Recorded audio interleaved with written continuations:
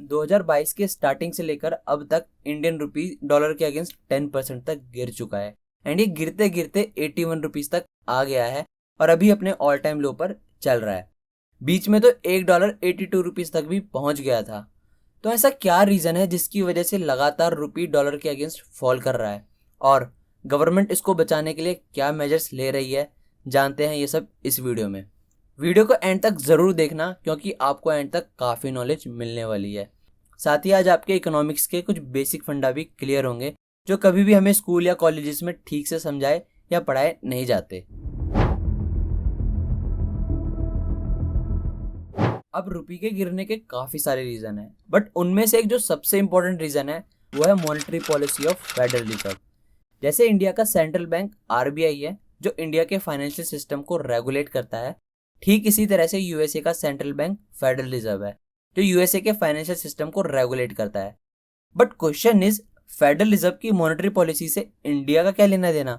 वो तो यूएसए के फाइनेंशियल सिस्टम का रेगुलेटर है ना।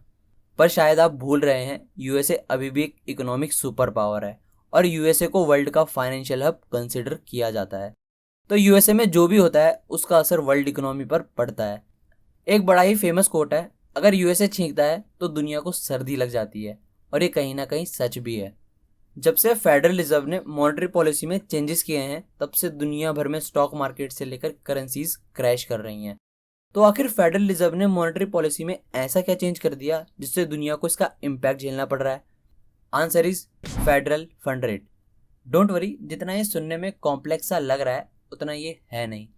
फेडरल फंड रेट एक तरह का इंटरेस्ट रेट है जिससे एक बैंक दूसरे बैंक या इंस्टीट्यूशन से सेंट्रल बैंक द्वारा डिसाइड किए गए इंटरेस्ट रेट पर लैंडिंग एंड बोरोइंग करते हैं। इंडिया में इसको हम repo rate and reverse repo rate कहते हैं। अगर फेड इंटरेस्ट रेट को कम करती है तो इससे एक बैंक दूसरे बैंक से लैंडिंग पर कम इंटरेस्ट रेट चार्ज करते हैं, जिसके कारण बैंक्स आगे कंज्यूमर से भी लैंडिंग पर कम इंटरेस्ट रेट चार्ज करते हैं। अब अगर इंटरेस्ट रेट कम होंगे तो कंज्यूमर ज़्यादा से ज़्यादा बोरो करेगा क्योंकि हर कोई चाहता है कि उसको लोन कम इंटरेस्ट रेट पर मिल जाए, एंड बिजनेसेस को भी इससे काफ़ी ज़्यादा फ़ायदा मिलता है क्योंकि वो कम इंटरेस्ट रेट पर बोरो करके अपने बिजनेस को एक्सपेंड कर सकते हैं। पर अगर फेड इंटरेस्ट रेट को बढ़ा देती है तो इससे एक बैंक दूसरे बैंक से ज़्यादा इंटरेस्ट रेट चार्ज करते हैं, जिसके कारण बैंक्स पर प्रेशर क्रिएट होता है कि वो आगे कंज्यूमर से भी लैंडिंग पर ज़्यादा चार्ज करें। ऐसे में कंज्यूमर बहुत ही कम बोरो करता है, साथ ही बिजनेसेस को भी एक्सपेंशन करने में प्रॉब्लम आती है और यही इस वक्त हो रहा है। जनरली फेड इस फंड रेट को 0.5% के आसपास ही रखती है, बट पास्ट फ्यू मंथ से फेड लगातार इस फंड रेट को बढ़ा रही है और अभी ये फंड रेट 3.5% के आसपास पहुंच चुका है। But why is the Fed continuously rising the interest rate?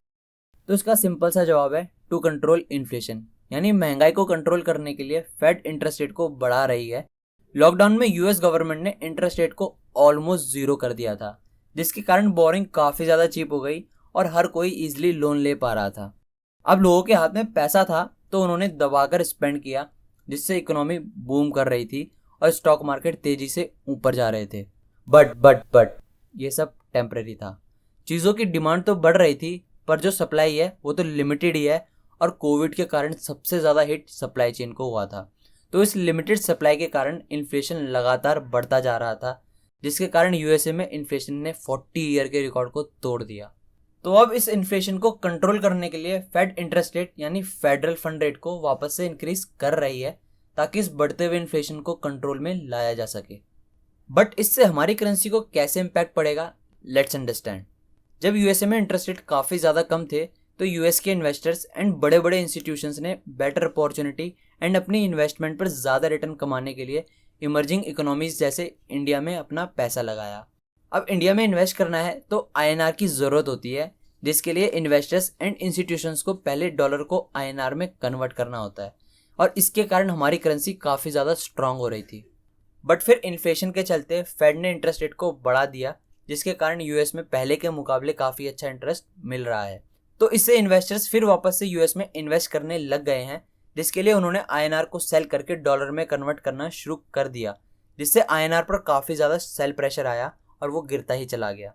और ऊपर से जिस तरह की जियोपॉलिटिकल टेंशन्स अभी दुनिया में चल रही है, खासकर रशिया एंड यूक्रेन वॉर के कारण, उससे इन्वेस्टर्स अभी सेफ प्ले कर रहे हैं और यूएसए में अपना पैसा इन्वेस्ट करना ज़्यादा प्रेफर कर रहे हैं, क्योंकि यूएसए एक स्ट्रॉन्ग इकोनॉमी है तो कल को अगर कोई मेजर इवेंट होता है तो उससे यूएस इकोनॉमी पर उतना ज़्यादा इम्पैक्ट नहीं पड़ेगा जितना बाकी अदर कंट्रीज़ की इकोनॉमी पर पड़ेगा, और इसीलिए लगातार डॉलर की डिमांड बढ़ती ही जा रही है और बाकी other currencies like INR, euro, yen fall कर रही हैं।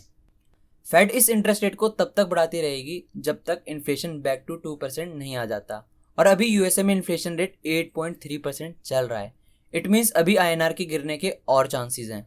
Another reason of falling Indian rupees the rise in crude oil prices due to the war between Russia and Ukraine. USA and China के बाद क्रूड ऑयल कंजम्पशन में India 3rd number पर आता है। इसके कारण हमें पहले के मुकाबले अब ज़्यादा डॉलर खर्च करने पड़ रहे हैं, और जब हम आईएनआर से डॉलर में क्रूड ऑयल परचेज करते हैं तो इससे डॉलर की डिमांड और ज़्यादा बढ़ती है और आईएनआर की डिमांड डिक्रीज होती है। थर्ड रीज़न इज, अगर कोई कंट्री एक्सपोर्ट से ज़्यादा इंपोर्ट करती है तो उससे फिजिकल डेफिसिट बढ़ता है, क्योंकि हम बेचने से ज़्यादा खरीद रहे हैं और इंटरनेशनल मार्केट में ट्रेड डॉलर में होता है। तो अगर कुछ खरीदना है तो हमें पहले आईएनआर को सेल करके डॉलर को परचेज करना पड़ता है, और हमारे इंपोर्ट ज़्यादा होने की वजह से हमें आईएनआर को और ज़्यादा अमाउंट में सेल करना पड़ता है। दैट्स वाई हमारी करेंसी और ज़्यादा फॉल कर रही है। तो क्या इसका कोई सॉल्यूशन नहीं है? क्या इंडियन गवर्नमेंट रुपये को इसी तरह से डॉलर के अगेंस्ट गिरता हुआ देखती रहेगी? तो आपको बता दूं, इसका सॉल्यूशन बिल्कुल है। अगर गवर्नमेंट को रुपये को फॉल होने से बचाना है तो हमें एक्सपोर्ट्स पर ज़्यादा फोकस करना होगा, क्योंकि अगर इंपोर्ट बढ़ता रहा तो ज़्यादा से ज़्यादा फॉरेन करेंसी इंडिया से बाहर जाता जाएगा, जिसके कारण रुपये और ज़्यादा फॉल करेगा। इसलिए गवर्नमेंट को कुछ ऐसे स्टेप्स लेने होंगे जिससे हमारे एक्सपोर्ट्स एटलीस्ट इंपोर्ट के इक्वल तो हो ही जाएं। अब ये रातों रात तो नहीं होगा, इसमें एटलीस्ट 5 to 10 ईयर लगेंगे, पर अगर गवर्नमेंट ऐसा कर लेती है तो वापस से रुपये स्ट्रांग होना शुरू हो जाएगा। इसके अलावा हमें ऑयल पर अपनी डिपेंडेंसी कम करनी होगी। हम 80% ऑफ ऑयल को हर साल इंपोर्ट करते हैं, जहां हम ऑयल के लिए every year almost 50 to 60 billion dollar spend करते हैं। वहीं लास्ट फिजिकल ईयर यानी अप्रैल 21 से मार्च 2022 में हमने ऑयल के लिए वूपिंग 119 बिलियन डॉलर स्पेंड किए, यानी पहले के मुकाबले 2 गुना, जिसके कारण गवर्नमेंट का बजट थोड़ा सा डगमगा गया है। तो अगर ऐसी कंडीशन फ्यूचर में दोबारा ना हो, इसके लिए गवर्नमेंट को मेजर स्टेप्स लेने होंगे ताकि हम ऑयल पर अपनी डिपेंडेंसी कम कर सकें। इसका एक अच्छा solution ethanol blending and electric vehicle का अडॉप्शन हो सकता है, जिसके बारे में हम फिर किसी दूसरी वीडियो में बात करेंगे। आपको क्या लगता है, गवर्नमेंट या आरबीआई को और ऐसे कौन से स्टेप्स लेने चाहिए जिससे रुपये को गिरने से बचाया जा सके? कमेंट करके ज़रूर बताना। I love to know your answer. पर जाने से पहले आपसे एक रिक्वेस्ट है कि चैनल को सब्सक्राइब एंड वीडियो को लाइक एंड शेयर कर देना। इससे एक बूस्ट मिलता है आपके लिए नॉलेज से भरी और वीडियोस बनाने का। बाकी अगर आप कोई सजेशन देना चाहते हैं तो कमेंट सेक्शन हमेशा ओपन है। मिलता हूँ मैं आपको नेक्स्ट वीडियो में। Good bye.